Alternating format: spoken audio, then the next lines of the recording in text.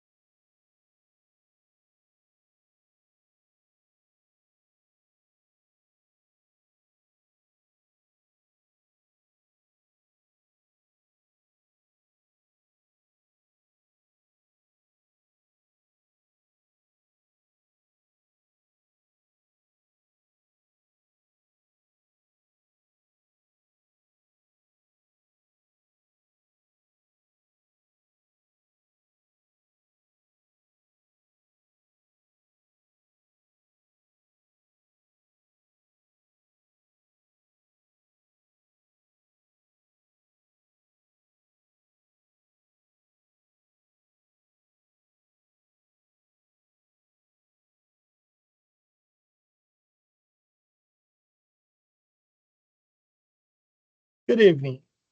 My name is Travis, and I'll be your host this evening for the Kishwaukee Area Reliability Expansion Project, or KARE project, virtual open house. Thank you for spending your evening with us to learn more about this important project for the region. This evening, you'll hear from Max from the ComEd project team, who'll give a brief overview and presentation about the project. And then after the presentation, you'll have the opportunity to ask questions via the Q&A chat function at the top right of your screen to type in questions that a panel of our subject matter specialists from the project team will answer. Thank you very much for joining us this evening. At this time, I will turn it over to Max for our presentation. Good evening, everyone. My name is Max. Again, I lead economic and workforce development efforts here at ComEd. We are very excited that you're joining us this evening to learn about the Kishwaukee Area Reliability Expansion Project, or what we call the KARE project, and join our virtual open house. This is a really exciting time for both us at ComEd and those of you in the DeKalb area. It's exciting for ComEd because we are proposing to make a major addition to our transmission system that helps modernize and strengthen the system that delivers power across Northern Illinois. And it's an exciting time for DeKalb and DeKalb County because this project will enable the growth that the community has been planning in this area for the better part of a decade. My job at ComEd is to develop strategies to attract new customers, to generate growth and jobs, and to make sure that we have the workforce that powers them. When I travel or go to conferences or talk to people in the project development sector, they say that there are two things that are absolutely critical these days. One of them is land, and the second is power. DeKalb County has abundant land for development of new projects and new businesses. And Illinois as a whole has plenty of power. And in fact, the vast majority of the hours in every year, we are exporting power to other states. What this project is about, is improving the power pathways to the county that enable the growth that's being contemplated in this area. So let me talk a little bit about what our agenda is for the evening. We will talk about really 5 things. The first is the purpose of this project, why it's needed. Secondly, the process that we went about to choose the route for the line and our preliminary preferred and alternate routes. Third, we'll talk about the engineering design for the transmission line. Fourth, the process for obtaining the necessary real estate rights. Fifth, the timeline that we propose to build the project. And then lastly, what's probably most important is that we want your feedback, and we want to be able to answer your questions about the project and incorporate all of those thoughts and questions into our final plan that we will seek approval for with our regulator, the Illinois Commerce Commission. So let's talk a little bit about the purpose and need of this project. What ComEd's proposing to do is construct a new roughly 6-mile, 345 kilovolt double circuit transmission line. So what that means is that there will be 2 separate circuits that are on a single transmission structure. This KARE project will extend and it will tap into an existing ComEd 345 kilovolt transmission line that I'll show you on a map in just a minute. The new 345 kV circuits are being brought into the area in order to help support future growth and enhance the reliability in the region. Currently, ComEd's infrastructure in the area is reaching roughly the maximum capacity for the businesses and homes that are in the area. And the KARE project will ensure that we have continued reliable power in DeKalb and DeKalb County, and that the new businesses and projects that are being developed in the area that will bring jobs and bring tax revenue and help ensure the vibrancy of DeKalb and DeKalb County will be able to continue to move forward. The new project we also anticipate will help support the resiliency of the ComEd system in the event of severe weather. So what you see on the screen in front of you is a general map of the project area. So as I mentioned, we will link to an existing ComEd 345 kV transmission line that you can see at the bottom, dashed in yellow, that runs just south of Miller Road. The project will then build the new line north to a new ComEd substation, which we will call TSS 300 Kesslinger, which is near Gurler Road in Illinois Route 23. So Kesslinger is represented by the yellow box on this map, but I want to note that that's just an indication of the location and is not exact in terms of either the size or the placement. So let's talk about how we went about choosing the route. ComEd is completing what's called its preliminary routing study. We're working with Burns & McDonnell, which is a national engineering and consulting firm that has broad expertise in siting projects just like this one in states all across the country. Burns & McDonnell is completing what's called a routing study, and the study analyzes all the ways to link the northern and the southern ends of the project. And the routing study that Burns & McDonnell developed came up with 22 potential segments that yielded 25 different route combinations.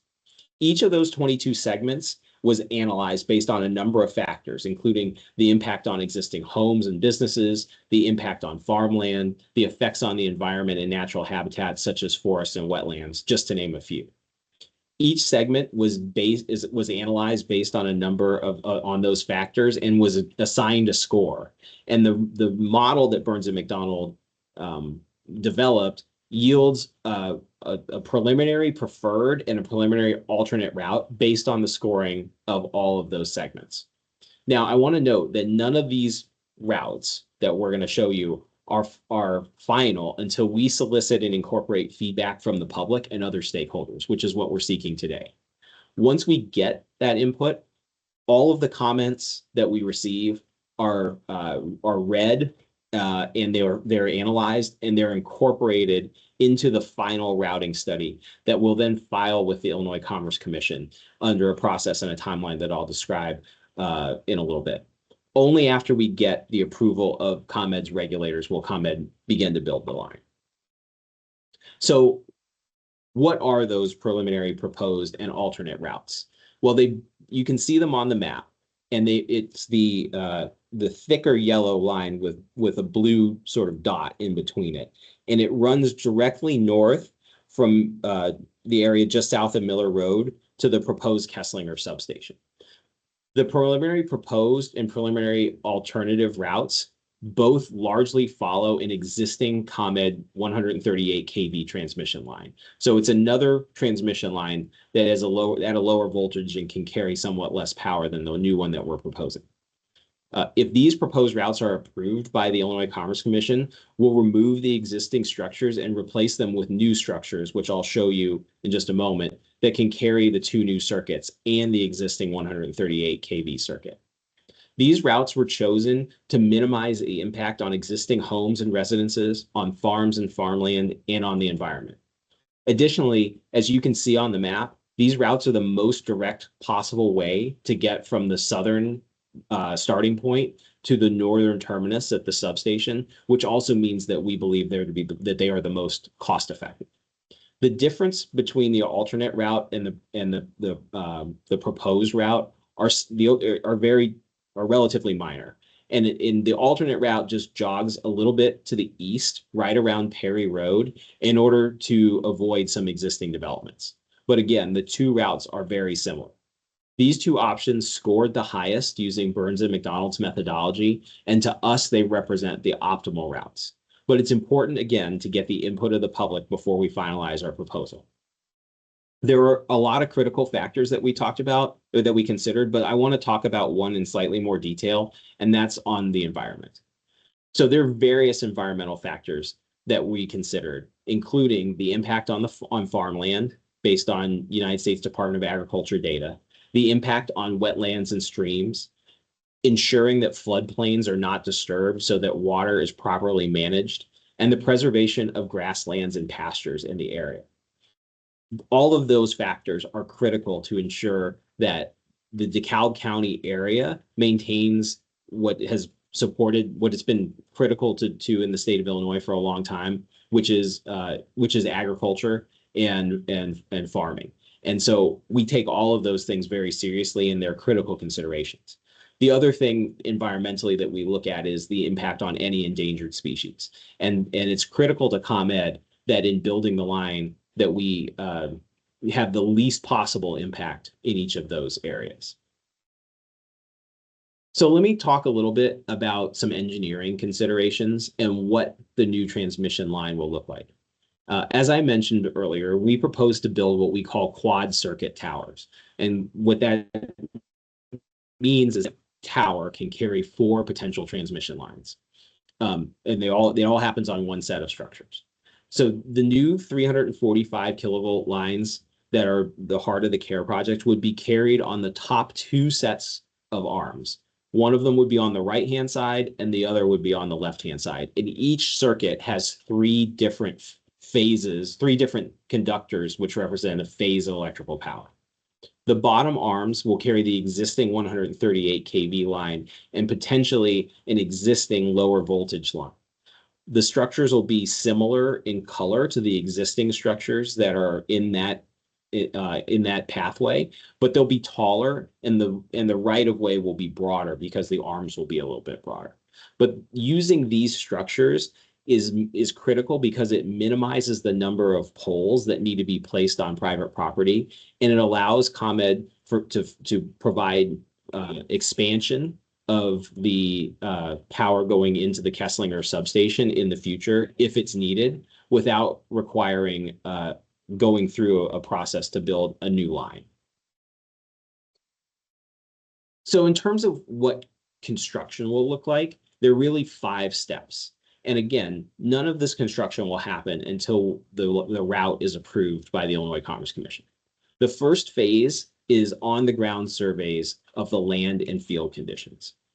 Once we understand what the attributes of the land where the line is proposed to go, we will begin. That's critical to enable the engineering of the transmission structures.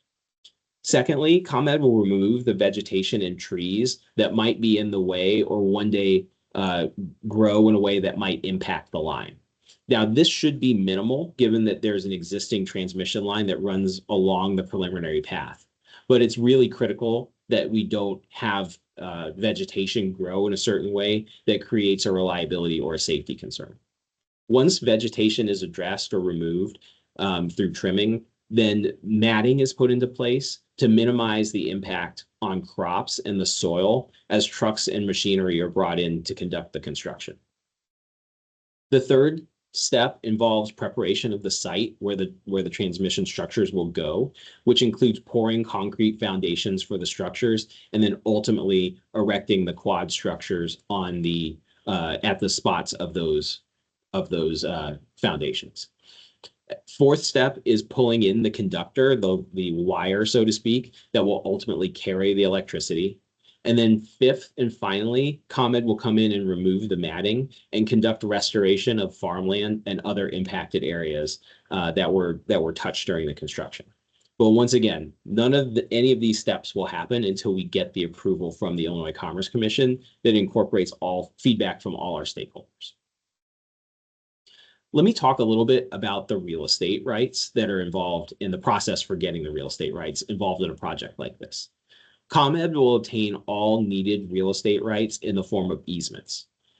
Easements are not a transfer of land from an existing landowner to ComEd, but rather a grant of rights authorizing another party to use a portion of property for a defined purpose.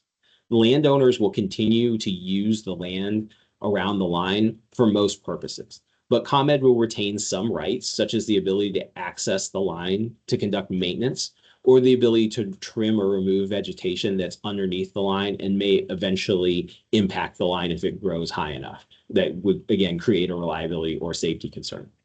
Now, since there's an existing transmission line that goes along the preliminary route, many easements have already been obtained.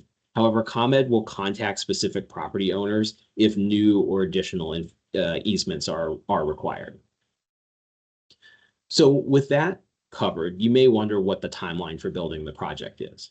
And that's depicted on this graphic. We are currently in the first box, which is the open houses. And tonight concludes the first step, which is critical to get input from the public and to answer questions from the public and other interested parties. So we will read and analyze the feedback that we received today and the feedback that we received at our two previous open houses that we held in July and August, one in Sycamore and one in DeKalb. All of that feedback will get incorporated into our routing study, and we will propose a preferred and alternative route. When we have that finalized routing study, we will file with the Illinois Commerce Commission what's called an application for a certificate of public convenience and necessity. And we anticipate that will happen late in the third quarter of this year or in the fourth quarter. Once we file, the Illinois Commerce Commission sets a schedule to formally get input and critical information, and then it will set a date for a ruling. Once we get that ruling is when we will begin to construct the project. And we anticipate being in the process of getting real estate rights and permits late in 2025 or early in 2026. Construction on the transmission line and the Kesslinger substation would then begin in early 2026 and would complete around this time of year in 2027. And again, the timing of the approval of the Illinois Commerce Commission is a critical first step, and it may affect all these timelines. And once we know a schedule for the certificate of public convenience and necessity process, we'll be able to refine all of these dates. So as I mentioned a couple of times, getting feedback from the public is absolutely critical to ComEd. We want to make sure we're addressing your questions, that we're listening to your concerns, and we appreciate all the comments and support that we've received as well. So we're soliciting feedback through September 2nd, and we'll then take that and finalize our routing study and the certificate application. There are three real ways to provide feedback. One of them is to submit a comment via email at the address on the screen. The second is to go to the Kishwaukee Area Reliability Expansion page on ComEd.com. And the third is to call the project hotline and leave a voicemail. And if you'd like to call the project hotline and speak with a representative of ComEd to answer questions in some more detail, if you leave your contact information, we will make sure to have somebody reach out to you. So with that, it concludes the overview of the project that we wanted to share, and we'll now take your questions. And I want to turn it back to Travis from Burns & McDonald, who's been reading the questions that's been submitted in the chat along with the comments. And some of my ComEd colleagues are also here with us who are subject matter experts and will be able to address specific questions. Travis? Thank you, Max. Appreciate that overview of the project. We do have some questions that are coming in. If you see the Q&A button at the top right, feel free to type in any questions you may have. But we have our first question here, and this is for Acer. And let me introduce our team of subject matter specialists too. We have Acer from the project management team. We have Andreas from our transmission and planning team. We have Brett from our real estate team. We have John from our routing and siting team. And they are the subject matter specialists that'll be helping us with these questions this evening. And our first question is for Acer.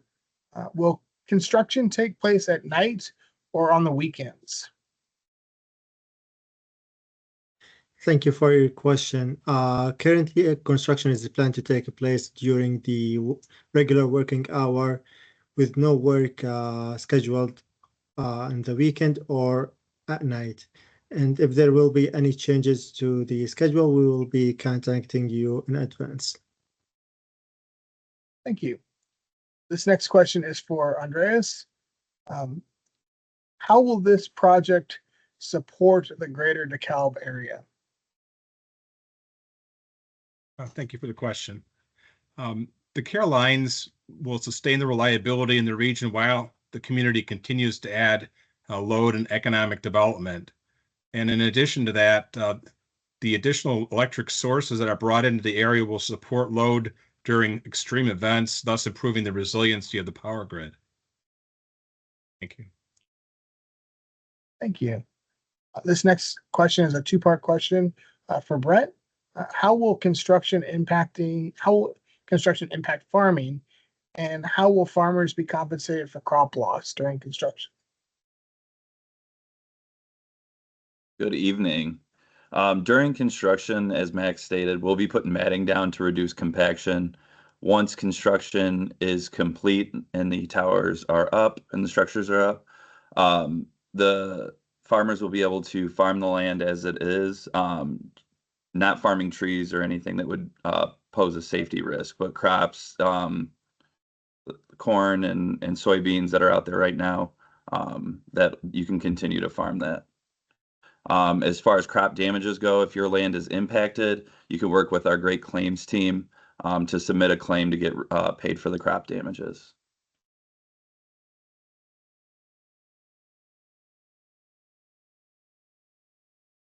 Excellent. Thank you. This next question is for Max. What outreach has been done to local leaders in the area to inform them about the project?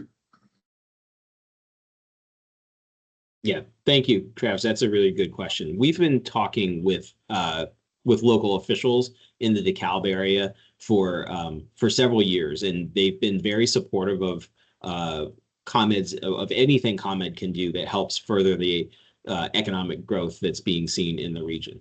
Specifically, with regard to this project, before each of the two open houses that we held in July and in last week, we held a public official stakeholder meeting, and we had representatives from DeKalb City, from the county, from either representatives from Springfield or representatives and senators from Springfield or members of their staffs who attended, along with others like members of the Farm Bureau. And we briefed all of them on the project, similar to what we've explained tonight, and we got their feedback and questions. And I will say that generally they've been very supportive of the project and are eager for ComEd to begin the process of filing for the certificate and constructing the line.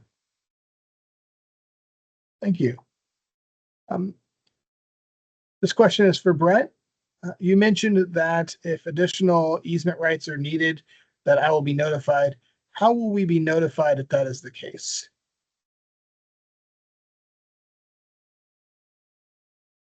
A representative from ComEd or the project team will be in touch via email if we have your contact information or any information we can use on public record. We'll probably send out letters as well to those landowners seeking additional easement rights. Thank you. This question is for Acer. Will there be more or less structures than are currently there?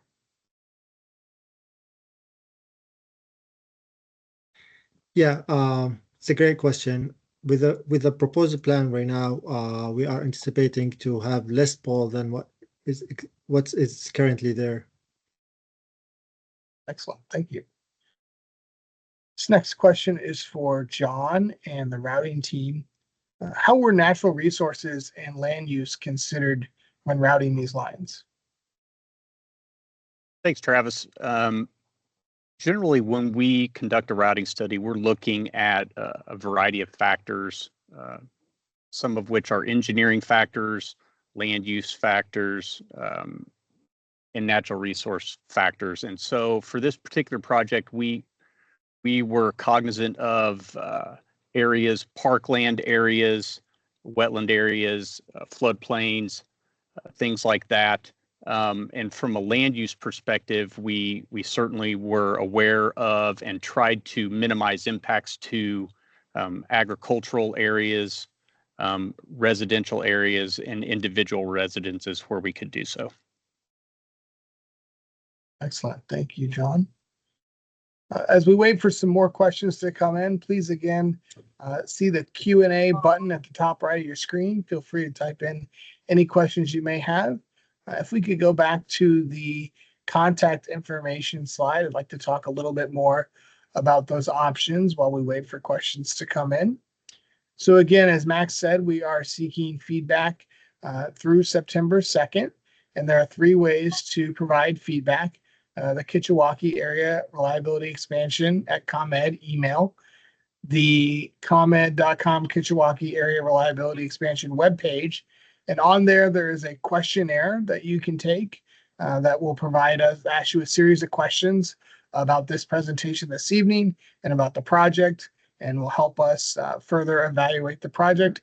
It's the same questionnaire that folks were provided at our in-person open houses earlier this week, or this month and the month before, and the project hotline. So you can call again 815-230-1909, and like Max said, leave a message, and we'll be happy to call you back within 2 business days and answer any questions you may have.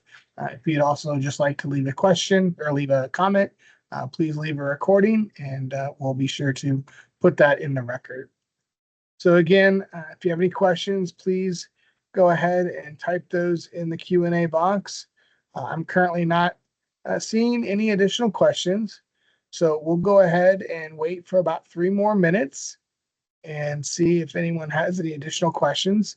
Again, I want to thank everyone for joining us this evening to learn a little bit more about this important project for our region.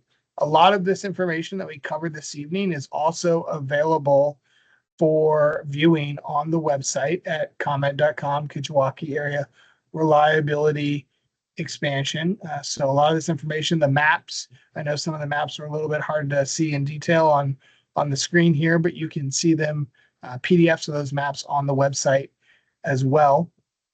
We do have a question that is for Brett, and it has to do with easement compensation. Brett, can you talk a little bit about how compensation for easements are determined? Yeah, we'll depending on we'll use appraisals to get fair market value for the use of the land to pay for the easement rights.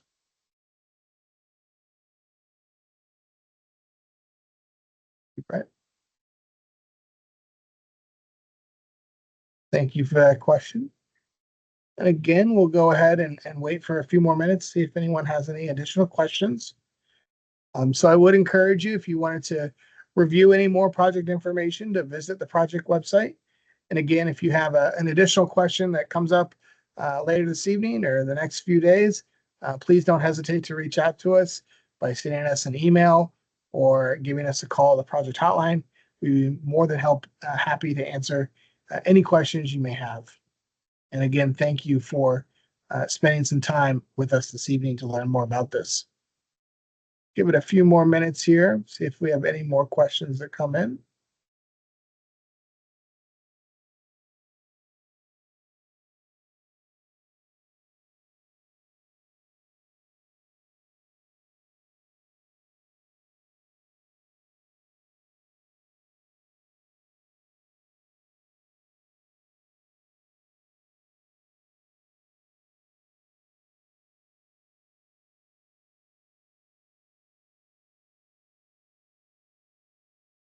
All right, I'm not seeing any additional questions. Thank you again, everyone, for joining our call tonight. We really appreciate your time. I want to thank everyone from the ComEd team, our subject matter specialists, who were available this evening to give us a presentation and answer any questions. Appreciate their time as well. Again, please give us an email, visit the project website, take that questionnaire, review the information that we provided this evening, and please use the hotline number. So again, thank you very much this evening. This will conclude our presentation, and everyone please have a safe and good evening. Thank you.